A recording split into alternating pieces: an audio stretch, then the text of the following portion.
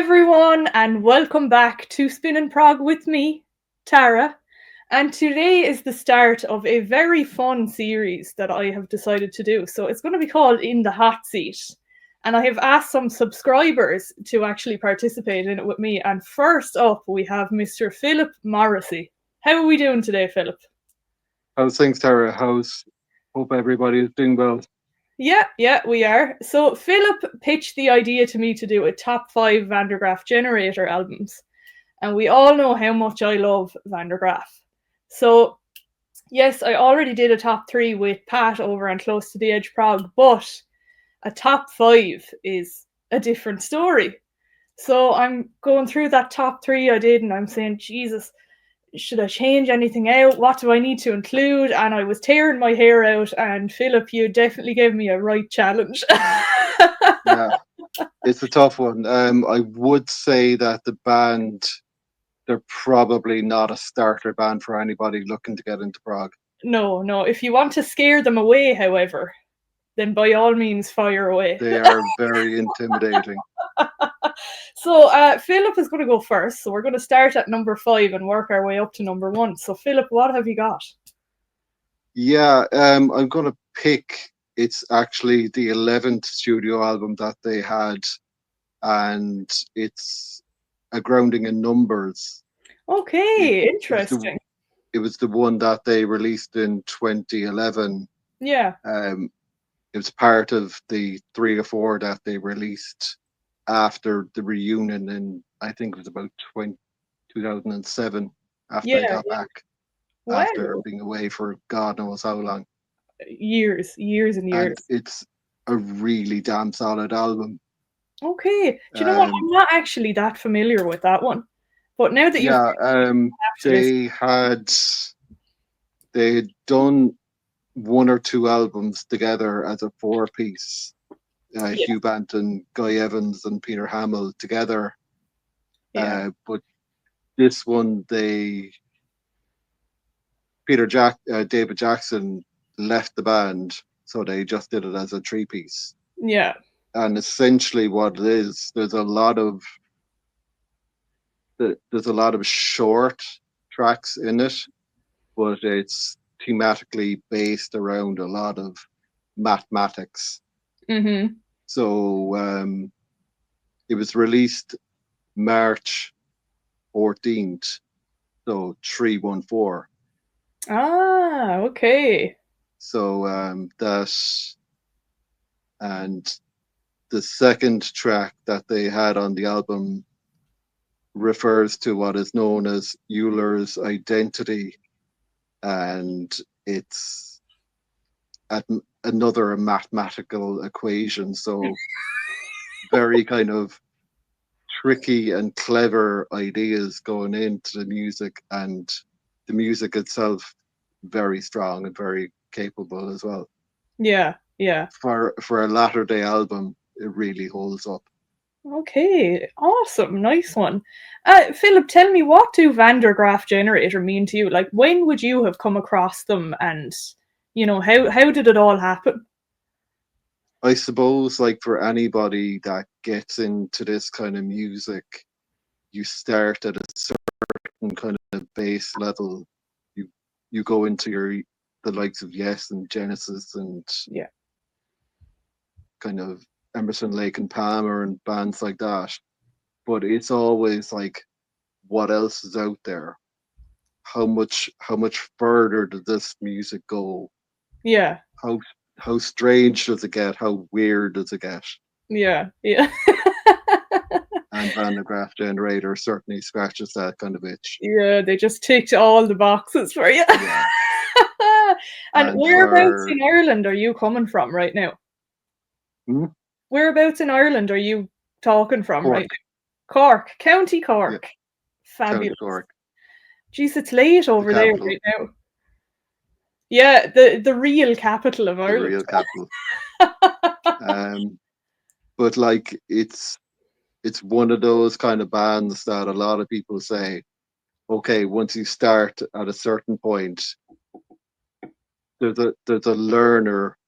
Once you get on to the real stuff, then you know what progressive rock is all about. Yeah. Once you get into stuff like Van der Graaf, there's no going back. Yeah. That's it, you're caught. All right, so grounding They're in like numbers. they're like the anti-Genesis or anti-Yes in a sense. Yeah, I've always heard them being called the problem child of Prog. Definitely. Spot on, spot on. All right, so your number 5 was grounding in numbers. That's a very interesting choice, actually. It was Uh, just to mix it up a small bit anyway. yeah, because I went for all earlier period because that's what I listened to the most. So my number 5 is actually World Record, which came out in '76. I just think it's a fantastic one, very strong. Features a very long epic on it. Mergley's 3, the Songwriters Guild. Typical Van der Graaf themes of isolation and ostracizing yourself and all of that fun stuff in there. So you've got When She Comes, A Place to Survive, Masks, Mergley's 3, and Wondering. And, overall, it's like Van der Graaf are very much a songs band. There's no kind of concept or flow usually, except for Pawn Hearts. And this one, it just has some really cool stuff. I mean, the first song, When She Comes, being about a lady who has such a overwhelming destructive force when she arrives. Nuts. A Place to Survive, trying to flee a bad relationship, I guess, and finding somewhere to take refuge only to be rejected again. Poor Peter Hamill must have been going through the mill at the Oh time. gosh. You'd wonder about his therapist, like. Yeah. You've Masks, which is just losing your identity by constantly wearing a mask. Mergley's 3 being the song about ostracization and your only friend being music, which I think a lot of us have kind of collectively felt Yeah, like that. I suppose a few of us have kind of said, "Yeah, I can relate to that." That's it, yeah. I can't That convey. was that the last album that they had under the original Van der Graaf Generator name? Yeah, it was. After that, it went into Van der Graaf. Yeah, And then it ends on Wondering, which is a really primal, powerful song, just all about hope and that kind of desperation of someday I'll be okay. Very, very strong album in my opinion. But definitely. it's only gotten number 5 on my list, so just goes to show how strong of a band they were. Just shows how the quality of the material. Yeah, exactly. So if anyone is ever questioning should I listen to Van der Graaf Generator, go for it. All right, Philip, Without a give us doubt. your number 4. So my number 4 is actually the album that comes after yours, and it's Quiet Zone, The Pleasure Dome. Okay, you like that one. I couldn't get Oh, along I with love that that without the album. saxophones. It's basically them as a three-piece. It's just Nick Potter, Peter Hamill, and Hugh Banton. Yeah. It starts off very much kind of like a new wave type album, Yeah. obviously influenced by a lot of the stuff that was going on at the time. But Hmm. once you get into tracks like the Siren song, Last Frame, The Wave, and particularly Cat's Eye, Yellow Fever, Yeah. oof, you know you're in a Van der Graaf Generator album. Yeah. Do you know that Cat's Eye Yellow Fever, was that used in movies or something? I don't know if it was, but there's a very powerful version that they did for BBC in the Maida Vale studios. Ah, okay. Well worth checking out. Yeah. If anybody thought that Peter Hamill had lost his ferocity or any sense of his power, really check this out. Okay, I will. You're actually convincing me now to go back and give that another chance because I was very much like, I was like, oh, the violin sound is cool, but I'm missing David Jackson an awful lot here.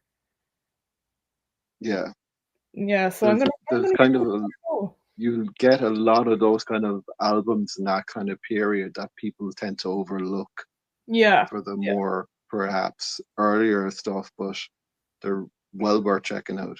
Yeah, absolutely. Okay, interesting So one what's your again. number 4?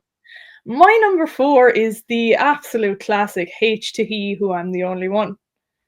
So 1970, prog music was very much whimsical and lovely, and then what do Vandergraaf Generator come out and do? They start off an album with Killer. Yeah. A song all about a shark killing everything around it, including its own mother. Yeah. Just absolutely incredible tune. I would call it like a mini epic, actually, because it's got such a punch to it. The saxophone solo in it, just goosebumps every time. Absolutely incredible. You can actually picture a fight going on underwater with the way he managed to do it. It's just, With like blows my mind every time. some sort of like 1940s or 50s science fiction movie involving Yeah. a giant squid and a shark or something like that. A rubber squeeze. Yeah, And then we have, exactly.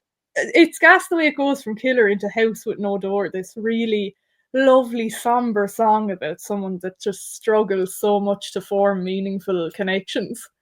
But an emperor, the Emperor in his War Room and That's House so with No cute. Door from that album. Yeah, unreal. Yeah, Emperor in his War Room it's probably one of my most played Vandergraaf songs ever.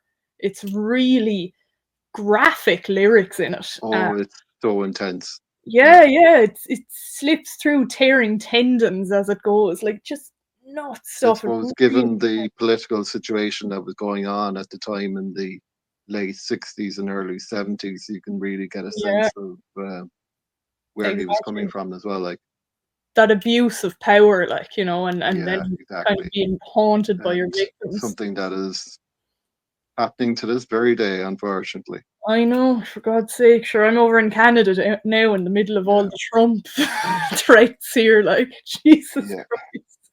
And then we go into Lost, which is just about being tormented by a lost love. And then the album ends with a song called Pioneers Over Sea. And the sea represents the speed of light.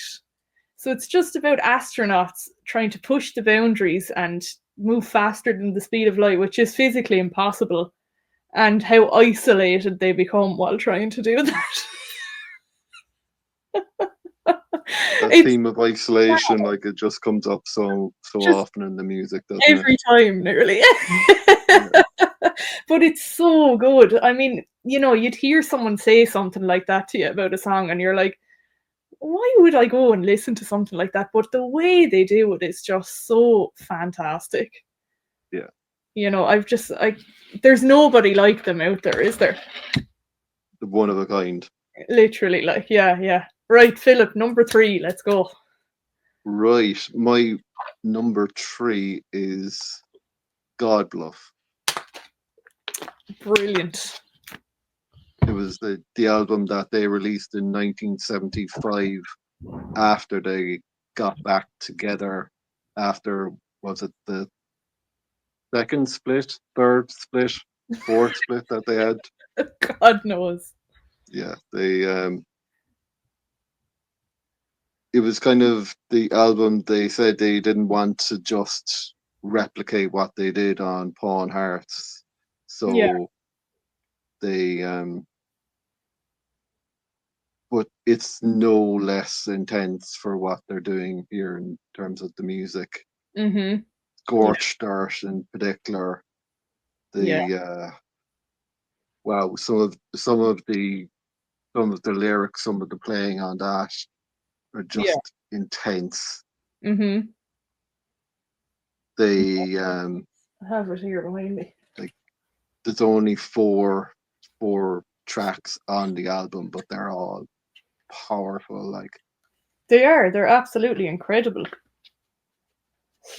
Like Arrow and Sleepwalkers are just such Oh, like the Sleepwalkers great is some. pair of tracks on the second side. Like Yeah.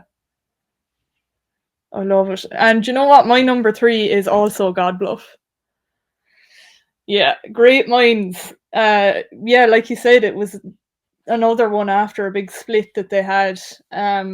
But it's fantastic. Like, you wouldn't think that anything had gone on in the band because they were still just so tight.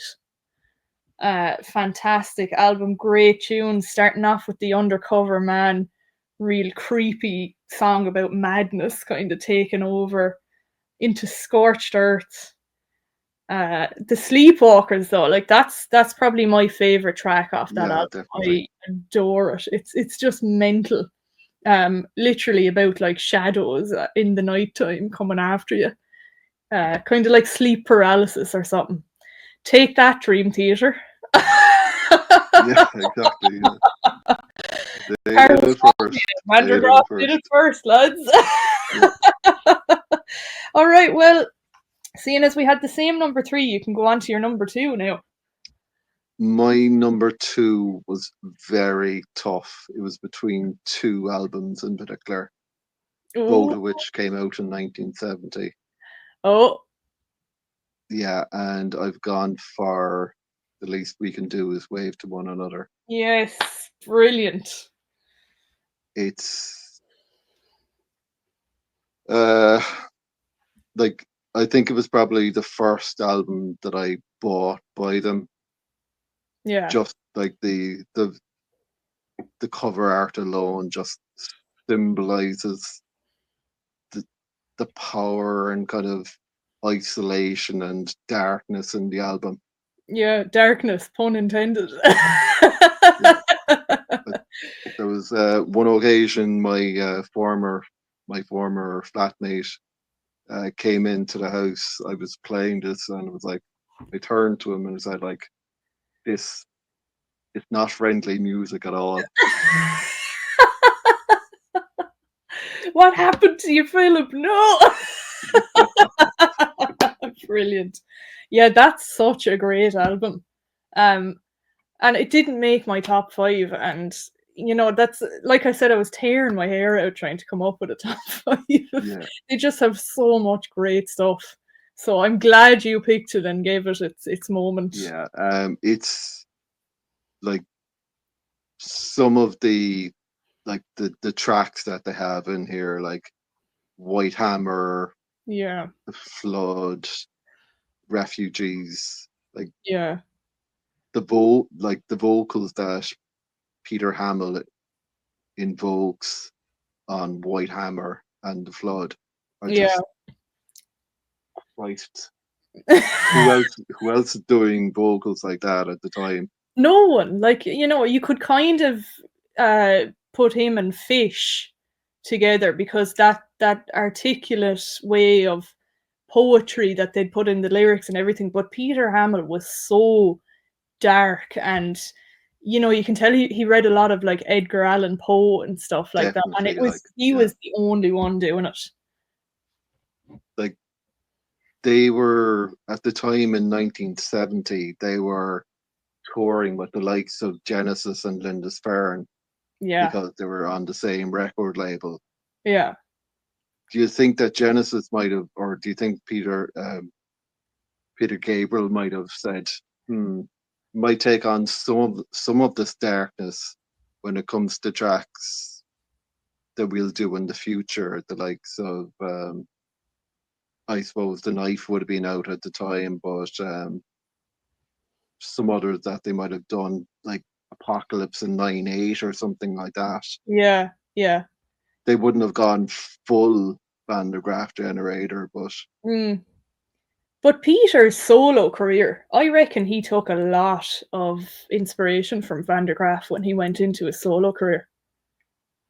yeah, like a lot of the albums that he had as a solo artist involved a lot of the band, like Yeah, yeah. Nick Evans and Hugh Banton played Hmm. on a lot of them in the early 70s as well. Yeah, So yeah, yeah, they were pretty absolutely. much de facto Van der Graaf albums in their own right. That's a good way of looking at it. Like, I've never thought of it that way.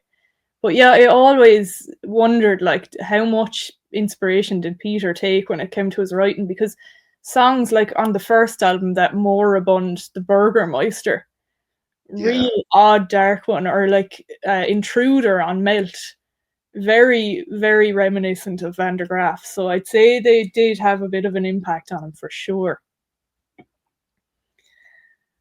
So what have you got for your number 2? Okay, well, my 2 and my 1. This was so hard, Just and I hate. scrapping out for contention. Yeah, it was so hard. So my number 2 is Pawn Hearts, and I know don't judge. 1971, they came out with this absolute lunatic, insane masterpiece. That is the only way I can describe it. And of course, it has the almighty Plague of Lighthouse Keepers on it.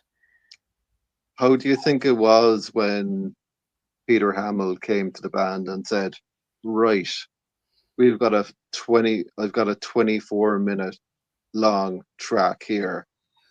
It's about a lighthouse keeper foreseeing the death of ships and sailors on the sea, and madness and isolation, and Well, I'd say the whole lot of them were like brilliant. they were like, right. Okay, Peter. Yeah. Peter's on one again, lads. No, it's as mad as it is, it's absolutely fantastic though. Like, and nothing really stands up to it today. Like, there's nothing as similar or as dark. Like when I think of one of the darkest songs I can think of in Prog, that will always stand at the forefront. Like, I suppose Carnival 9 on Brain Salad Surgery has always been said, like, that's a very It's dark, but it's not as dark as Lighthouse. It's nowhere near as dark. Like, no, I mean, like, the Lighthouse Keeper, I think he kills himself at the end of the song. Yeah, but there's people speculate like, oh, he might have been grand, he might have lived, blah blah blah. No, he definitely committed suicide at the end of it. Have you ever seen the movie The Lighthouse? No. Yeah. It can go pretty much hand in hand with it. Like, yeah. God almighty. But yeah, no, so yeah, my number 2 myself and my wife, we watched it on the Tuesday. 2 days later, the entire country went into lockdown. No way. And she blames it on that movie. So it was you and your wife, huh? Yeah. Brilliant. Yeah, no, I mean, starts off with Manurg, which is demons and angels having a conflict. And into Lighthouse Keepers, lemmings, including Cog, you have that as well. The whole album has death throughout it thematically. There's different kind of parts of it, like I said, the demons and angels and that kind of cynical thing, but the whole thing is about death pretty much, and pondering death and how is death going to come for me and stuff like that. And as awful as that sounds, it's one of the best albums I think ever made. Yeah, it's a masterpiece. Yeah, absolutely. So there we go. That's my number 2. So Philip, your move. Yeah, my number 1 is your number 2. Hey, good man. It's just an incredible album. Like, even away from the sprawling epic that is A Plague of Lighthouse Keepers, the so-called lesser tracks are still incredibly solid. Mm-hmm. And even better when you include Theme 1, which was recorded around that time. It was added on to subsequent remasters or re-edits of the album. It's the band at their absolute peak. Yeah. I don't think there was any other band that could possibly have produced music of that depth or of that level of darkness. Like, Mm-hmm. can you compare 9 Feet Underground to this? Uh, No, no, not no, at all. Like, no. That darkness is just not there, no, compared to this. It's so, so unbelievably horrific and dark that there's nothing like it. there's there was, if you check on YouTube, there's a recording that they did for a Belgian TV show. I think either in 1971 or 1972, Yeah. and the band are just ripping through the entire track Ugh, because it was one that they found it really tough to play live because it's very intense. And yeah. I think the first time that they actually played it live, I think was fairly recently. It was like in only the last 10 or 15 years. Jesus, really? Yeah, they did used to do pieces of it at the time, but because of the fact that it was so hard to play and it took so much out of the instruments that they were playing, that they only used to do snippets of it. Mm. Yeah, I can see why. Absolutely. Yeah, Jesus, that would be a tough one to play live all the way through. All right, so that's a great number one. I mean, I always feel awful putting that So any lower than number one, but mine are always interchangeable as well. whatever you pick could easily be number one. Like, That's it, yeah, their any of stuff these is could be so good. number one. Like, Yeah. Well, my number one is Still Life because that's the one I listen to the most. And it has probably one of my all time favorite songs ever on it, which is La Raza. A very powerful tune, totally like, oh, up. It just, the goosebumps that I get from this tune are just so intense. I'm even thinking about it now. I'm like, oh. So it starts out with Pilgrims. Um, Another kind of existential theme, but a really uplifting song actually for Van der Graaf Generator. You yeah, know, surprisingly it is. yeah, yeah. I mean, the lyricism is still a little bit like dark, but the Hugh Banton and David Jackson, the way they played on that, it's got this real sense of hope in the music, which is lovely. But then it goes into Still Life, the title track, and it's about an alien race who are immortal, but they don't want to be. They want to die. Of course. Oh, shock.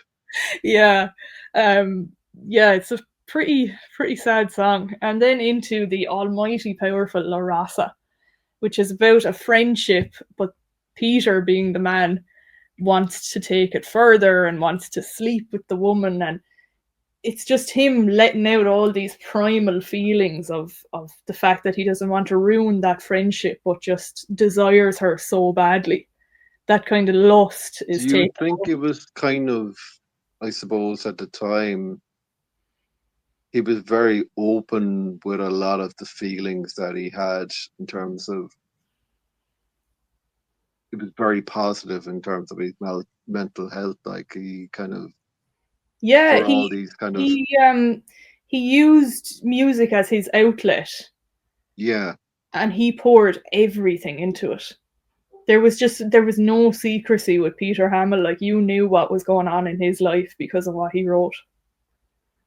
I'm guessing it could be fairly exhausting at times. I'd say so. Yeah. I'd say no one would want that to do with him either because they'd be in a song. No, no. And then we go into My Room Waiting for Wonderland, which is just another lovely kind of ballady song, but very dark lyricism again, this hopefulness of life getting better, but it just seems to be very dark for him. And then we go into Childlike Faith in Childhood's End, which another very epic sounding song actually. I really like that one and a great way to end the album. and yeah, more kind of existentialism and stuff in that. He's kind of questioning his spirituality in this one, I think, and talking about how much he kind of disagrees with Christianity and stuff, which was a brave move to come out with Very something like brave that move at the time. Yeah, Yeah. yeah. Pretty cool song. I like that one. But yeah, so Still Life, that is my number one because it's the one I reach for the most. Yeah, I easily could have had Still Life in there as well. Yeah. I think the band themselves said it was probably one of the favorite albums that they Mm, recorded. yeah. Yeah, it's fantastic. But every single one that we have said right here is fantastic. And they stand up today. They've stood the test of time. Still probably some of the best prog out there. And it's unquestionably Prog. Yeah. Oh, absolutely. Yeah. 100%. Great stuff. Pure genius. And there we have it, folks. Me and Philip's top 5 Van der Graaf Generator albums. Philip, thank you so much for joining me today. No problem, Tara. I I hope really the rest of your appreciate weekend it. goes well. You too, you too. You're heading to the Siege of Limerick, or was that I am indeed. already know? Yeah. Fantastic. Early in the morning anyway, so Oh God, you better get to bed. yeah. All right, well, thank you very much again. And if anyone watching here wants to be in the hot seat next, have a look in the description here where I will leave my email address and you can get in touch with me and we'll discuss what you'd like to do. And if you haven't already subscribed, please do because it helps a lot, and make sure you hit the like button. And we'll see you in the next one. Bye.